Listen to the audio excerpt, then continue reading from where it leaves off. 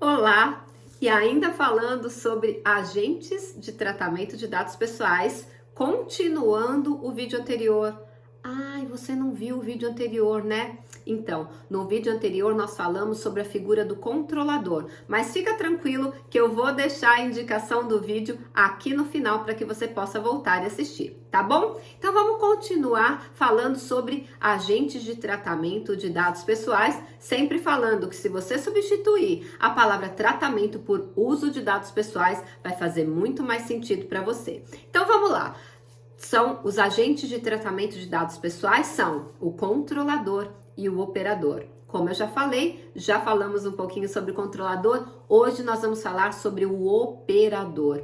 Quem é o operador? Ele é a figura que está descrita lá no artigo 5º da Lei Geral de Proteção de Dados, no inciso número 7. Vamos ler para a gente não errar? Está escrito assim, ó, operador é a pessoa natural ou jurídica de direito público ou privado que realiza o tratamento de dados pessoais em nome do controlador.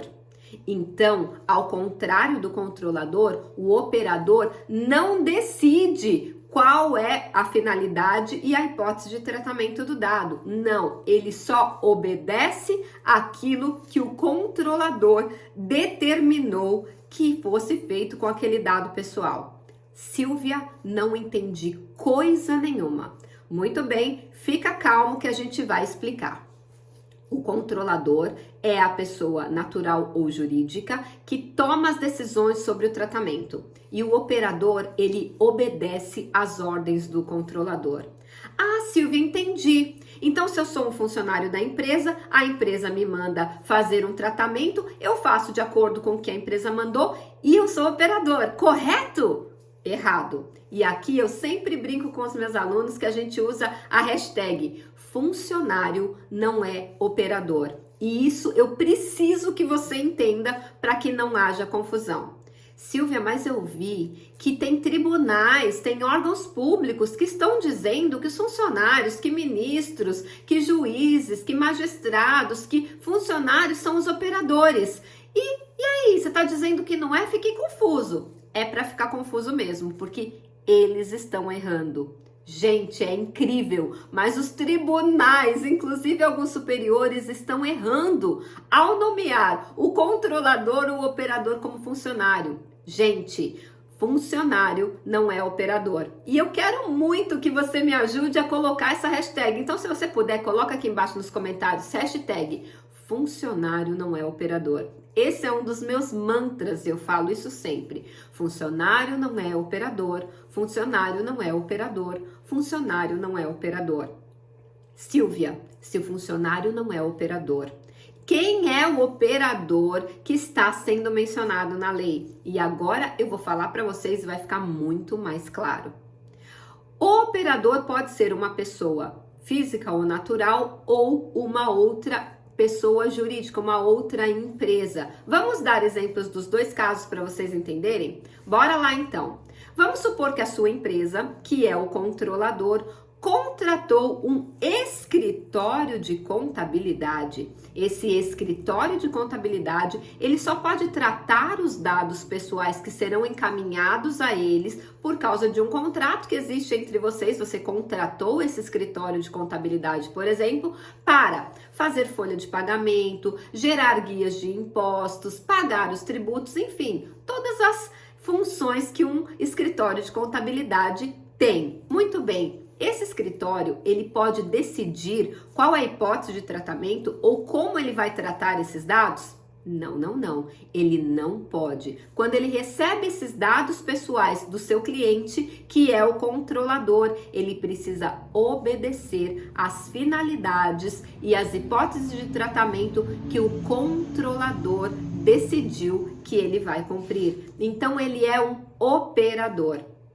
Silvia, e se esse escritório de contabilidade não for um escritório, for uma uma pessoa física, o contador, o amigo do dono da empresa que não tem um escritório, não tem um CNPJ, ele é um contador autônomo, eu ia falar anônimo, autônomo. Ele também é operador? Sim, porque a lei diz lá, olha, o operador é pessoa natural ou jurídica. Sim, aquele contador autônomo que presta serviço para uma empresa, ele também é um operador.